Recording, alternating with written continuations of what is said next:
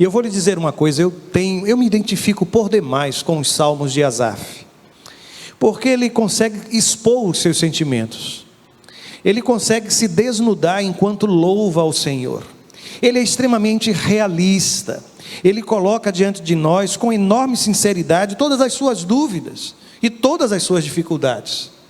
Quando eu pensei no título do sermão da noite de hoje, eu pensei em uma palavra só: crise. Crise. Porque este salmo é o retrato de alguém com um coração profundamente perturbado, confuso. Se você prestar atenção, os 3 primeiros versos, eles praticamente destroem alguns conceitos que, na verdade, não servem para nos sustentar em períodos de crise. Querem ver só? Não confunda, por exemplo, o desespero com fé. Algumas orações nascem do desespero e não da fé, não da certeza do socorro de Deus. Não confunda, por exemplo, tempo gasto em oração com perseverança. Terceiro, não confunda a postura do seu corpo com a humildade de sua alma, do seu coração. E quarto, não confunda as suas melhores lembranças com a certeza que vem da fé. Eu fiz 4 afirmações aqui, e eu vou lhes mostrar que nos 3 primeiros versos, estas são as declarações de Asaf. Por quê? Porque ele começa dizendo, e isso de uma forma muito clara: clamo a Deus, sim, grito bem alto. Ele está dizendo: olha, eu tenho gritado diante de Deus, eu tenho clamado insistentemente diante do Senhor, mas todos os seus gritos nascem do desespero e não da fé, porque logo depois ele manifesta a sua incredulidade, porque ele diz: quem dera a Deus me ouvisse. Há pouco eu falei do tempo que você gasta em oração, e às vezes a gente imagina que passar muito tempo orando seja sinônimo de perseverança, quando na verdade isso não é uma relação tão simples. Ele chega a dizer que quando estava angustiado, buscou ao Senhor, orou a noite toda, é o que está escrito. Ele passou a noite inteira em oração, e se você se recorda, eram noites de insônia profunda, ele não conseguia dormir. Mas passar muito tempo em oração não significa perseverar em oração, e Asaf descobriu isso por uma razão muito simples. Notem, a postura do corpo dele parece realmente a postura de um adorador. Ele estende as suas mãos aos céus e passa a noite inteira em oração assim. Mas notem, ele diz no versículo de número 2: mas minha alma recusou ser consolada. Já aconteceu isso com você?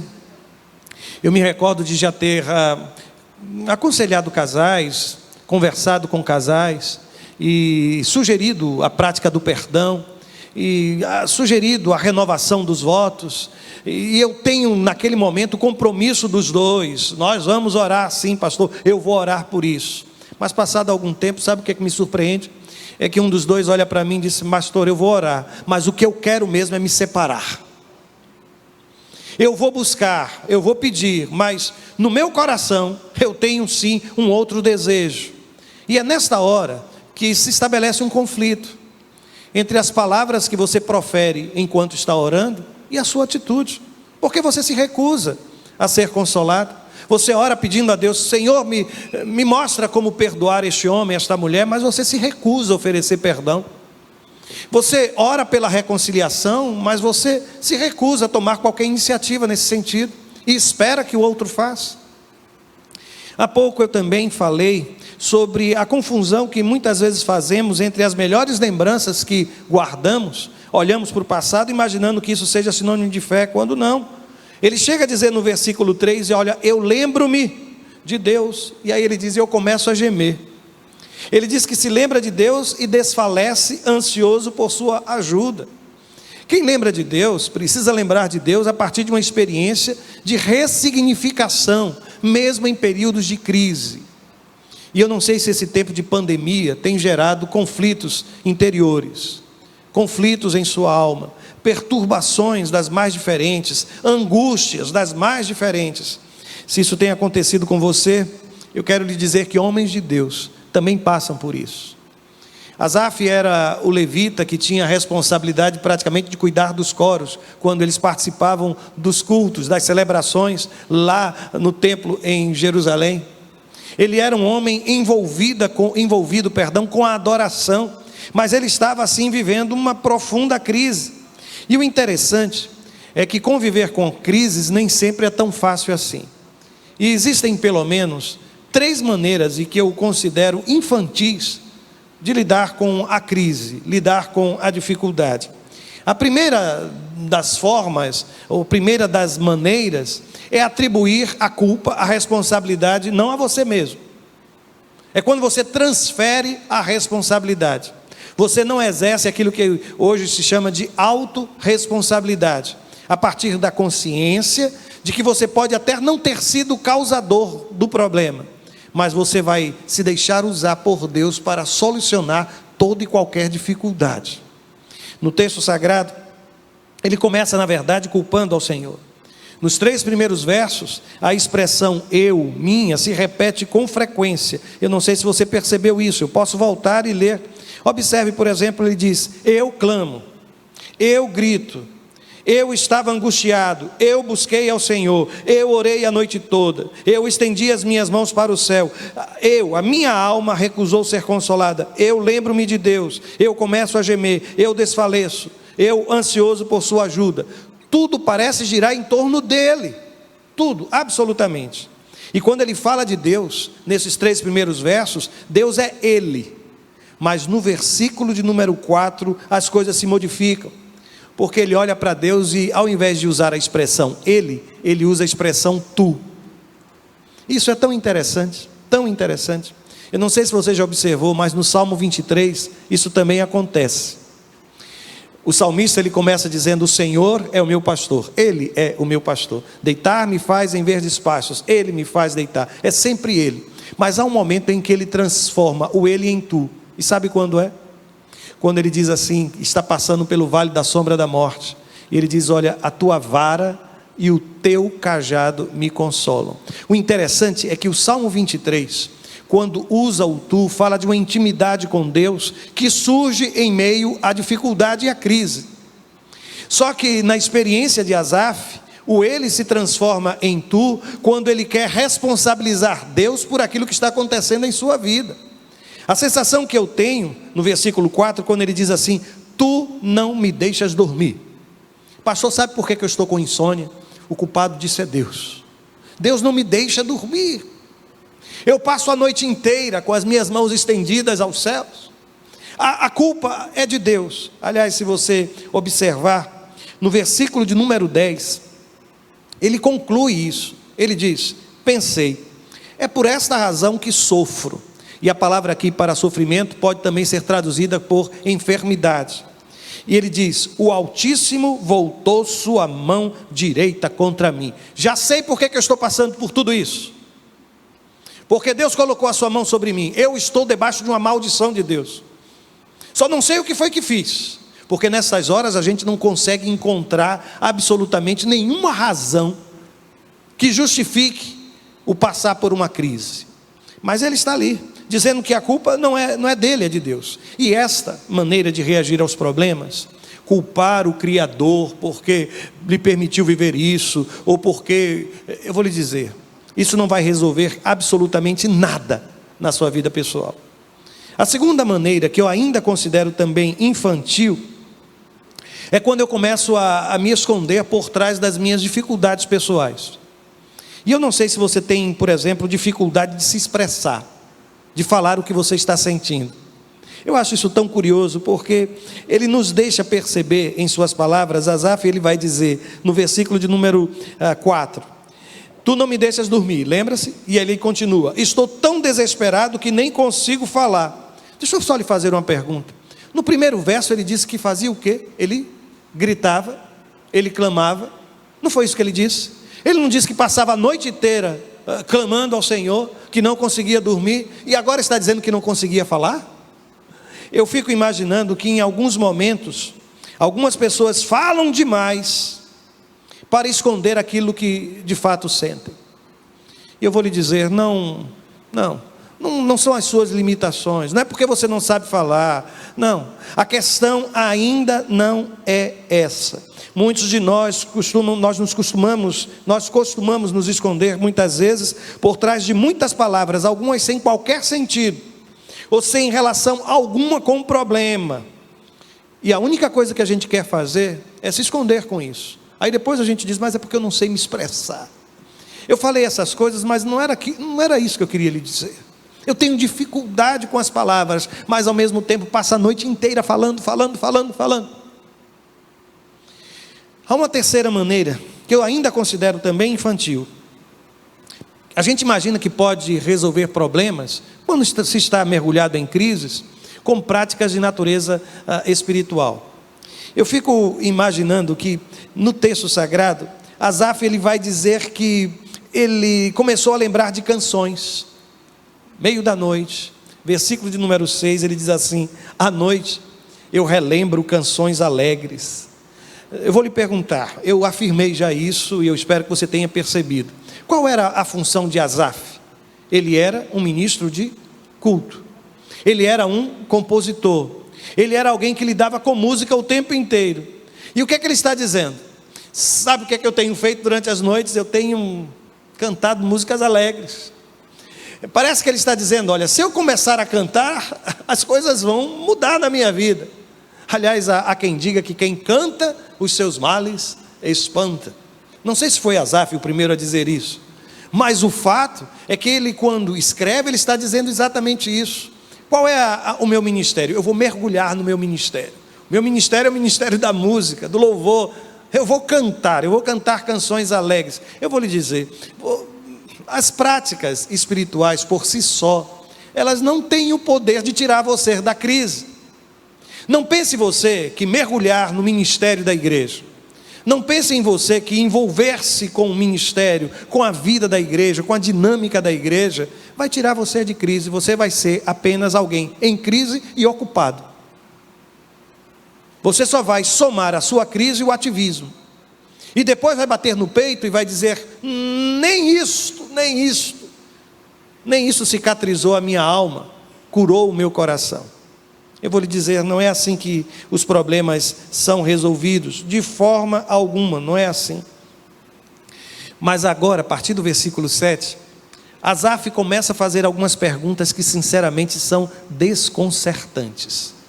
Às vezes a gente tem medo até de fazer as mesmas perguntas de Asaf, mas nos versos seguintes, de 7 até o versículo de número 9, ele começa a mostrar que a crise, que o sofrimento, é um terreno extremamente fértil para as perguntas, para as indagações.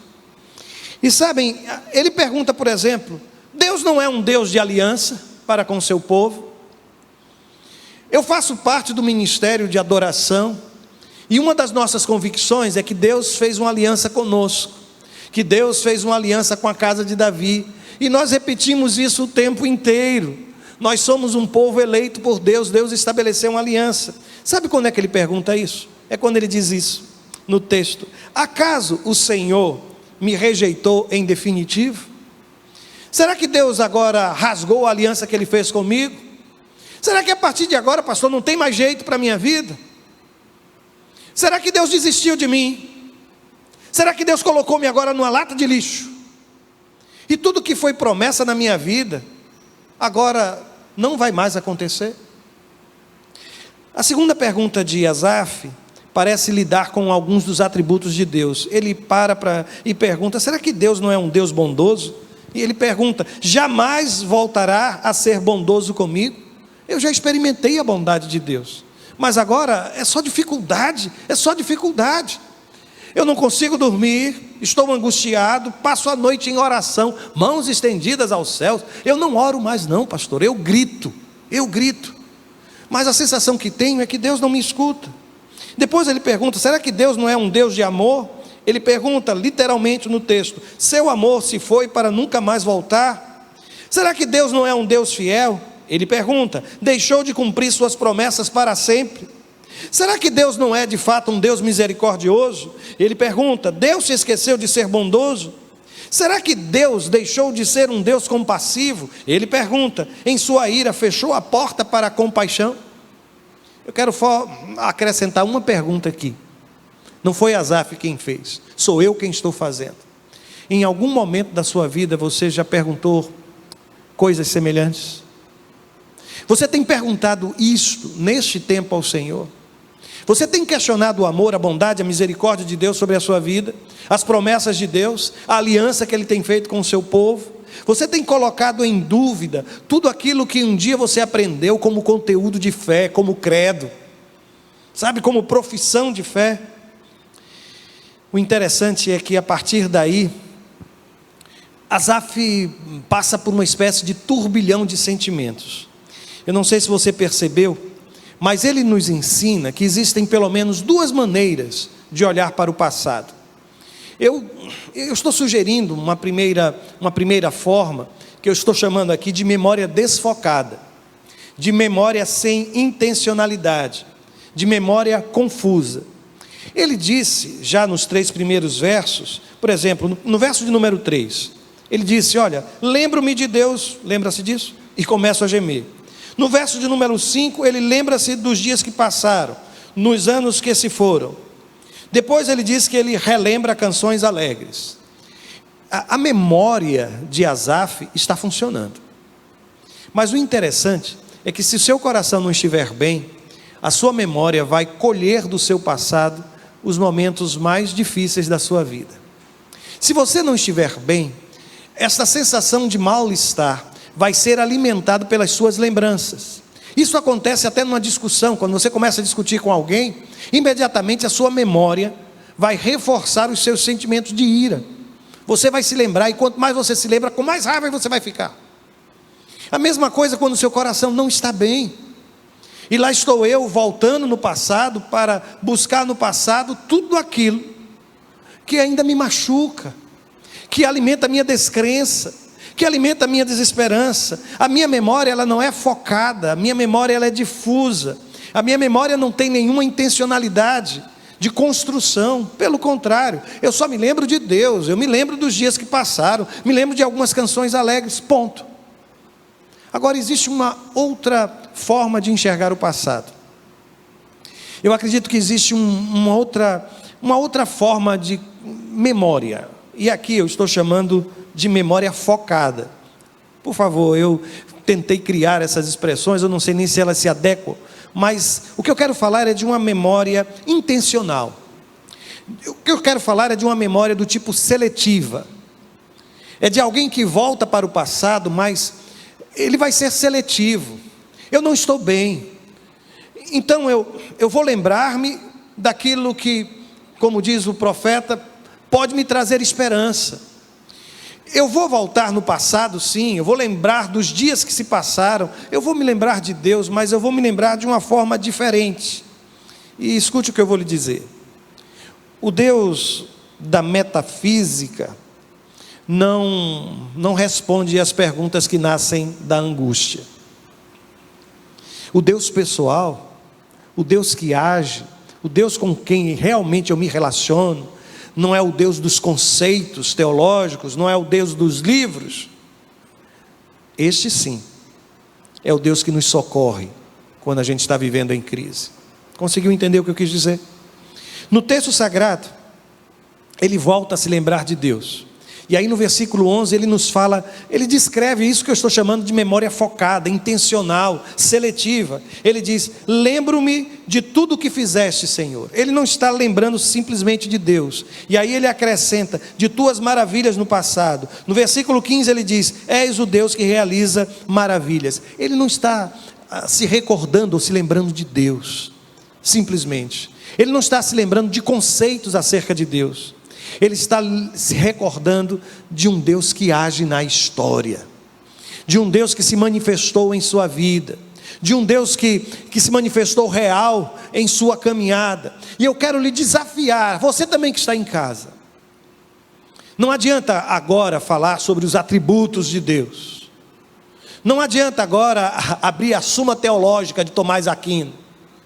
O que eu quero lhe desafiar é voltar no passado e identificar o Deus que agiu na sua vida ao longo de toda a sua caminhada, porque é esse o Deus que transforma a crise, a dificuldade, o pavor, a inconstância, o desespero, a insônia, a ansiedade. Esse é o Deus que cura, irmãos, efetivamente cura a minha alma e a sua alma.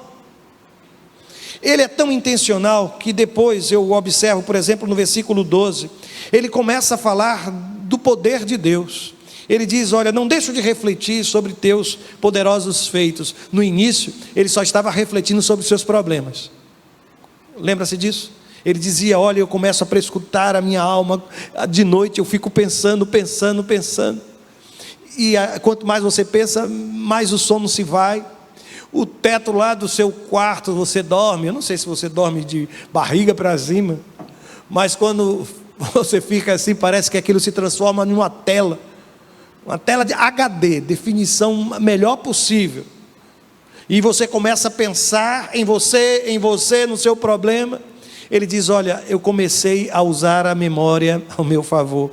Eu sei, eu sou fraco, sempre fui, mas eu quero me lembrar do poder de Deus e não das minhas fraquezas. Eu quero me lembrar do poder de Deus que se manifestou, não dos erros que cometi. Eu quero lembrar não daquilo que eu errei ou acertei, mas de como Deus tem sido poderoso na minha vida. E ele fala novamente nos versos 14 e 15. Ele diz: mostras o teu poder entre as nações, com o teu braço forte resgataste teu povo. Ele está dizendo: olha, quem resgata é o braço de Deus, não é o meu braço.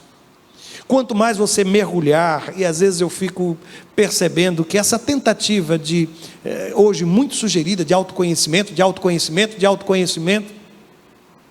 se você usa você mesmo como referência, eu vou lhe dizer, você vai ficar igualzinho a você. E não é essa a intenção de Deus. Deus não quer que você se pareça com aquilo que você já é. Deus quer que você se pareça com um projeto de homem, de mulher, que Ele quer que você se torne. Todo projeto de Deus é desafiador. Todo projeto de Deus não nos acomoda, nos transforma, nos impulsiona. Enquanto Asaf ficava pensando nele, pensando nos problemas dele, ele passava a noite sem dormir, gritando, mãos erguidas aos céus, mas ao mesmo tempo dizendo: eu me recuso. E parece que a gente alimenta um próprio desespero. A gente entra num ciclo vicioso que a gente não consegue quebrar mais isso. Por quê? Porque às vezes até, eu vou lhe dizer uma coisa, não fique com raiva de mim, às vezes você gosta de viver isso, porque essa é uma forma de chamar a atenção dos outros sobre o seu problema, de se tornar alvo da preocupação de alguém. E enquanto você manifesta as suas distorções, os seus temores, parece que se transforma no alvo da piedade humana. Mas Deus não quer isso para mim nem para você. Eu vou lhe dizer, Deus quer ver você resolvida, quer ver você resolvido. E a solução dos seus problemas não passa por gente, não passa por coisas, dinheiro, não passa por empresas. A solução para a minha vida e para a sua vida passa unicamente pela graça de Deus. Asaf continua, e nos versos de 16 até o versículo de número 18, parece que ele está descrevendo uma tempestade. Eu não sei se, eu até acredito que gente grande sentada aqui talvez tenha medo de relâmpago ainda. Eu às vezes observo, quando há uma chuva de relâmpagos aqui em Maceió, eu vejo gente postando os seus medos. E se você observar, veja o que é que ele vai dizer: as águas te viram, estremeceram, as profundezas do mar se agitaram, as nuvens derramaram chuva, os trovões ressoaram nas alturas, os relâmpagos riscaram nos céus, num redemoinho ouviu-se o estrondo do teu trovão, os relâmpagos iluminaram o mundo, a terra tremeu, se abalou.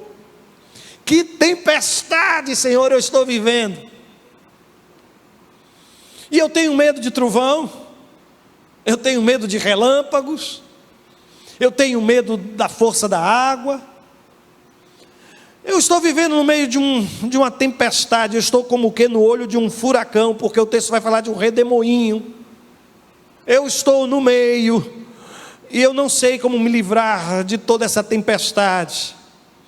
Os meus ouvidos são afetados pelo som do trovão. Os meus olhos são afetados pela luz dos relâmpagos. O meu corpo já está molhado porque a chuva não para, não cessa. Este é o homem de Deus, em meio a toda a sua crise, em sua oração, descrevendo um quadro caótico. Um quadro caótico. Relâmpago, trovão, chuva, vento, tudo de fora. Tudo vindo de fora, como ameaça sobre mim, sobre a minha casa, sobre a minha família. Eu não sei se vou conseguir, pastor. Eu não tenho mais forças para lidar com algumas situações. O que eu vou fazer? Eu vou lhe mostrar o que aconteceu com Asaf. Nos versos de 19 a 20, eu vou fazer questão de reler esses 2 versos. Porque ele vai dizer assim: teu caminho passou pelo mar. O mesmo mar que ele disse que estava pouco agitado. Depois ele diz: o teu trajeto pelas águas poderosas. As mesmas águas das chuvas.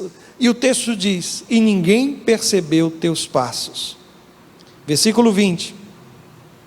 Conduziste teu povo como um rebanho de ovelhas pelas mãos de Moisés e Arão. Eu não sei se você consegue entender a beleza poética da expressão ninguém percebeu teus passos. Deus age e diz o texto sagrado: teu caminho passou pelo mar, caminhaste pelo mar, o teu trajeto pelas águas, e aí ele diz: ninguém percebeu.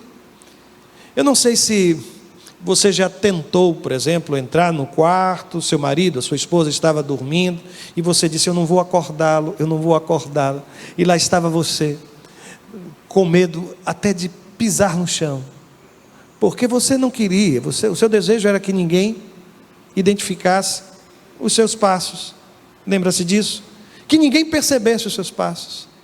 Já aconteceu isso com você? E o curioso é que nesta hora a gente tropeça, não é, gente?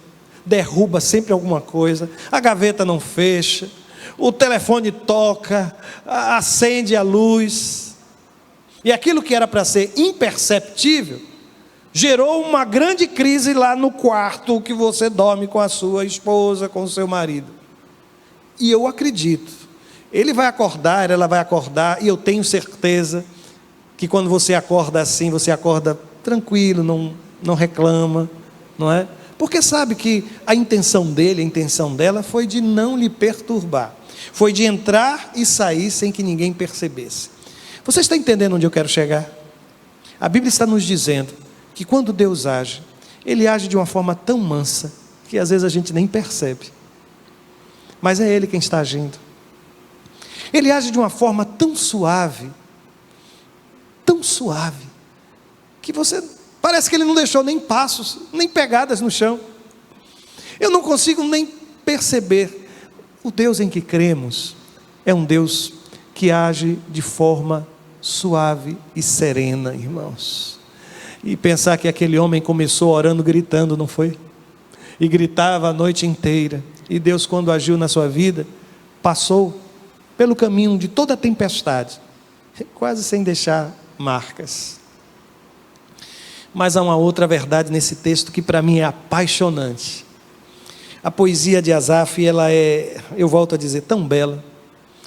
Eu já li vários comentários sobre esse salmo, e a maioria dos comentaristas diz que o salmo termina sem terminar, sem uma conclusão. Eu discordo. Porque quando ele diz: conduziste teu povo como um rebanho de ovelhas pelas mãos de Moisés e Arão, ele está falando do que, irmãos? Da transição da saída do Egito até a terra da promessa. Porque Moisés, ele faleceu antes da entrada do povo de Israel na terra da promessa. Estou correto? Qual foi o período em que Moisés e Arão estiveram à frente do povo de Israel? Foi qual o período? Diga para mim. Pode dizer. Deserto. O que é que o texto está dizendo? Que Deus nos guia no deserto, irmãos. Que Deus levanta Moisés e Arão. E sabe como é que nós vamos ser conduzidos, aí ele diz assim, como um rebanho de ovelhas. Como um rebanho de ovelhas. Eu não sei se vocês já perceberam, mas conduzir um rebanho de ovelhas é diferente de conduzir uma manada, né, irmãos? Uma boiada. É diferente, muito diferente. Ovelhas não são tangidas, não é, irmãos? Eu não sei se vocês já perceberam, mas quando Jesus disse que a ovelha conhece a voz do seu pastor, isso é verdade. Isso é verdade. Deus quer conduzir você e a mim pelo deserto, como se fôssemos ovelhas, irmãos. E sabem, ovelhas não nasceram para viver no deserto, não. Ou vocês acham que o habitat do deserto é o habitat da ovelha? Não é. Deserto é só um lugar de passagem. Porque o que Deus tem para mim e para você são pastos verdejantes, são águas tranquilas. Mas no período do deserto, eu quero que você tenha convicção de que Deus vai lhe conduzir, que é Deus quem vai lhe levar até o final do processo. Coisas que hoje estão acontecendo que você não está entendendo absolutamente. Você não vai precisar entender, e eu vou lhe dizer, não vai conseguir, porque Deus, você aprendeu, Deus não deixa o quê? Em alguns momentos, rastro, pegadas, sinais. Ele vai agir de uma forma tão suave na sua vida, que aquele desespero com que você começou o Salmo de número 77, vai terminar com duas convicções. Eu sei que Deus agiu na história, o Deus que agiu lá no passado, o Deus que de poderosos feitos, continua poderoso. O Deus que agiu lá atrás, é o Deus que vai agir na minha vida hoje. Mesmo no meio de uma tormenta, chuva, trovão, relâmpago, o meu Senhor está comigo, e Ele caminha sobre essas águas. E se eu tiver de passar pelo deserto, eu vou passar, e Deus vai me conduzir, como um pastor conduz a sua ovelha. Existem soluções alternativas de Deus para a sua crise. Pode dormir, não precisa mais ficar acordado tentando encontrar soluções, porque aquele que é a solução já está ao seu lado. Não precisa se desesperar e gritar, porque aumentar a sua voz, gritar a sua oração, não tornará a sua prece audível aos ouvidos de Deus. Eu vou lhe dizer de uma outra forma, Deus não é surdo, para que não possa ouvir a sua oração. Deus não é surdo. Lembre-se dos poderosos feitos que o Senhor já realizou no passado, porque é este Deus que há de nos livrar de toda e qualquer situação de crise, irmãos. E eu quero, nesta hora, eu vou orar somente para quem está passando por deserto e acredita que esse processo será conduzido por Deus. Se esse não é o seu caso, se você está vivendo não um período de travessia de deserto, mas você está vivendo um período de serenidade, de tranquilidade, eu quero lhe desafiar a agradecer.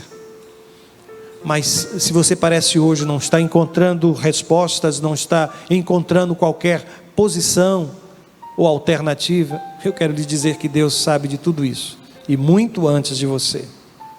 Em nome de Jesus, agora você vai fechar os seus olhos, você vai buscar a face do Senhor e vai dizer ao Deus eterno que a única coisa que você quer é ser conduzido por Ele, como uma ovelha dócil que busca o seu pastor, e no seu pastor a segurança, a orientação, a voz. Deixe-me orar com você. Bendito Deus, nós estamos na Tua presença, Pai, e eu quero pedir, Senhor, que as noites não sejam mais noites de insônia, que os gritos de desespero possam calar e dar lugar a alguém que vai te chamar apenas de Pai, Pai nosso. Eu quero pedir, ó Deus, que as nossas reflexões não girem em torno de nós mesmos, mas do Teu poder, da Tua graça, de um Deus que age, que está presente. Ó Deus, a tempestade tem abalado a nossa vida, e é fácil perceber que um tempo como esse, Pai, tem gerado muitas perguntas, mas nós queremos indagar, Senhor, queremos buscar a resposta dos Teus lábios, queremos ser sinceros, Pai, diante de Ti. Por isso, Pai, nós abrimos o nosso coração nesse instante e pedimos: toca naquilo que está doendo, naquilo que ainda está ferido, naquilo que ainda não foi cicatrizado, naquilo que ainda é confuso, naquilo que ainda escapa ao meu entendimento, e me dá a certeza, Pai, que eu não vou passar pelo deserto sozinho, mas Tu estarás comigo. Ajuda-nos nisso, meu Deus. É a oração que fazemos em nome de Jesus. Amém. Amém. Se você está em casa e ouviu esta palavra, eu queria lhe dizer que você pode agora mesmo entregar sua vida e sua história e o seu futuro nas mãos de Deus. Você pode olhar para Deus agora e dizer: Senhor, sou eu quem quer fazer contigo agora uma aliança. Eu quero entregar a minha vida nas Tuas mãos. Eu quero te dizer, Pai, a partir de hoje não será mais do meu jeito, mas do Teu jeito. Eu me rendo, eu me coloco nas Tuas mãos, Pai, nesse instante. Você vai poder fazer isso em oração e vai dizer: Senhor, nesta hora eu entrego a minha vida nas Tuas mãos. E se porventura você fizer essa oração, for sincero o seu desejo, entre em contato conosco. Eu vou pedir que aquele mesmo telefone que nós sempre divulgamos para os motivos de oração, você encaminhe uma mensagem dizendo: hoje eu entreguei a minha vida completamente nas mãos de Deus, orem por mim.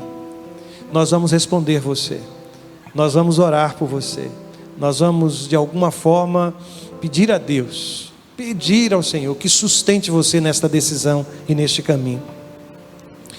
Eu não vou me demorar, mas se alguém neste santuário que deseja também dizer isso ao Senhor, no lugar onde você está, apenas erga uma de suas mãos e diga: eu estou fazendo hoje uma aliança com Deus.